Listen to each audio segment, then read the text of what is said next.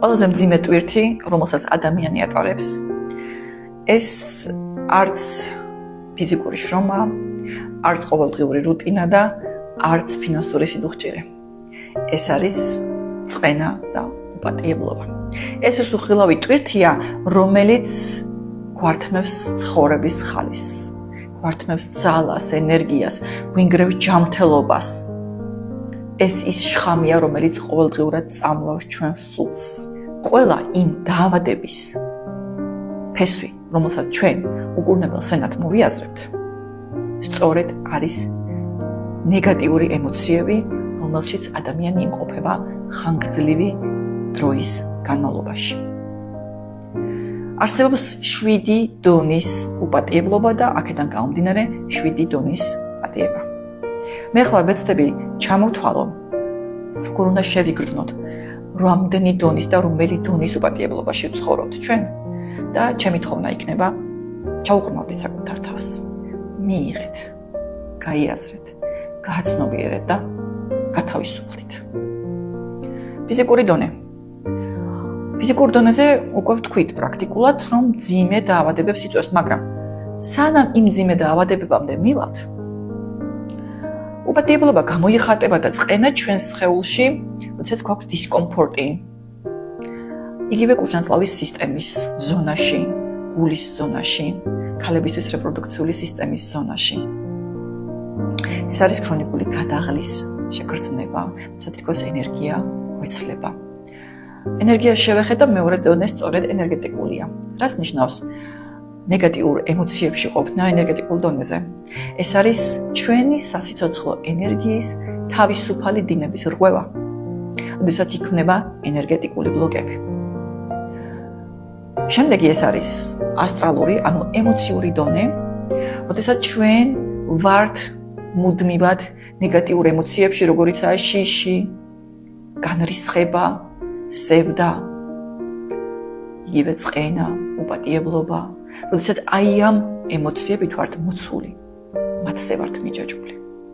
შემდეგ ეს არის მენტალური დონე, როდესაც ჩვენს გონებაში მუდმივად მოდის აზრი, მე მსხვერპლი ვარ, სამყარო ჩემს მიმართ უსამართლოა, მე ამას არ მსახურებდი.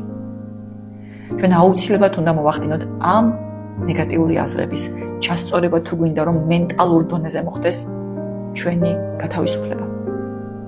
შემდეგი დონე ეს არის სულიერი დონე და როგორ უნდა მივხვდეთ, რომ სულიერ დონეზეა ჩვენი უპატიებლობა წასული და წყენა. ჩვენ ვწყვეტ ყოველგვარ სულიერ განვითარებას. აღარ გვაინტერესებს არანაირი მაღალი მატერიები და ვართ მოცული მუდმივად ფიზიკური სხეულით, მატერიით, მუდმივად ყოველდღიურად ვართ ჩვენს პრობლემებზე ორიენტირებული და აღარ გვაინტერესებს არაფერი ამას გარდა. ასევე შემდეგი ეს არის კარმული დონე, როდესაც ჩვენ ვართ მოცული უპატიებლობით ან წყენით ჩვენი წინაპრების მიმართ. ძალიან დიდი მნიშვნელობა აქვს ვაპატიოთ, გაუშვათ მადლიერებით და სიყვარულით. იმისათვის რომ გათავისუფლდეთ ამ წარსული ნეგატიური ემოციებისგან. და მეშვიდე ღვთიური დონე. როდესაც მე არ ვარ თავისუფალი, შებოჭილი ვარ, მიჯაჭვული ვარ ნეგატივზე, როდესაც მე აღარ შევიგრძნობ და ვეღარ შევიგრძნობ სიყვარულის ემოციას, ესე იგი მეშვიდე დონეზეც ვარ მოცული უპატიებლობით. რა გაგვათავისუფლებს? მადლიერება. პირველ რიგში, მადლიერება ყველაფრისათვის. ვიცი რთულია და ვიცი შეიძლება ზოგიერთი გამიბრაზდით კიდეც, რომ მე ასეთ მდგომარეობაში მყოფს, რატომ ვთხოვთ რომ ვიყო მადლიერი? მაგრამ თუ დამიჯერებთ და არა მარტო მე, ეს მრავალი საუკუნის გამოცდილება ამ ცოდნაში, დაიწყეთ მადლიერება თუნდაც მექანიკურ დონეზე და შემდეგ ეს სიღრმეში გადავა, ნელ-ნელა ყველა შრეს მოიცავს და გაგათავისუფლებთ და თქვენი ცხოვრება შეიცვლება. ნელ-ნელა, ნაბიჯ-ნაბიჯ, მაგრამ აუცილებლად შეიცვლება. ლოცვა, მადლიერება, სიყვარულის შეგრძნება და გათავისუფლება. გახსოვდეთ, რომ პატიება არ ნიშნავს დამნაშავის გამართლებას.